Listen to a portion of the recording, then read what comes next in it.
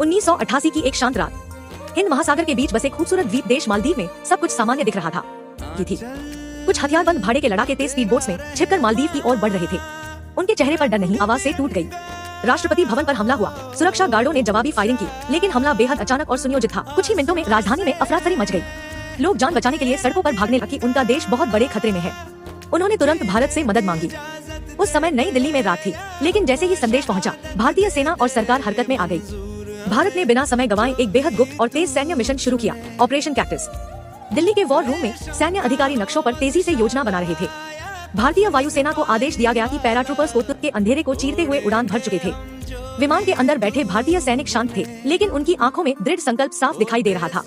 Engine की तेज आवाज के बीच हर जवान अपने मिशन पर केंद्रित था। मालदीव पहुंचते ही भारतीय सैनिक भी शहर में मौजूद थे।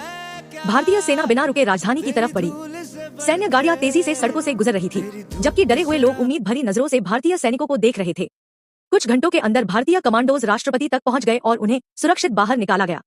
दूसरी तरफ हमलावरों को समझ आ गया कि अब बच निकलना मुश्किल है। वे एक जहाज के जरिए समुद्र की ओर भागने लगे, लेकिन भारतीय नौसेना पहले से तैयार थी। रात के अंधेरे समुद्र में भारतीय युद्धपोत आतंकियों का पीछा कर रहे थे। ऊंची लहरों के बीच यह पीछा किसी फिल्मी दृश्य से कम नहीं था। आखिरकार भारतीय नौसेना ने उस जहाज को घेर लिया। हथियार ताने भारतीय कमांडोज धीरे धीरे आगे बने और आतंकियों को आत्मसमर्पण करने पर मजबूर कर दिया। सूरज निकलने तक मिशन पूरा हो चुका था। मालदीव सुरक्षित था। लोग राहत की सांस ले रहे थे। भारतीय सैनिकों की बहादुरी ने पूरी दुनिया को दिखा दिया कि भारत अपने मित्र देशों की रक्षा के लिए किसी भी हद तक जा सकता है। ऑपरेशन कैक्टस सिर्फ एक सैन्य मिशन नहीं था, यह भारत की तेज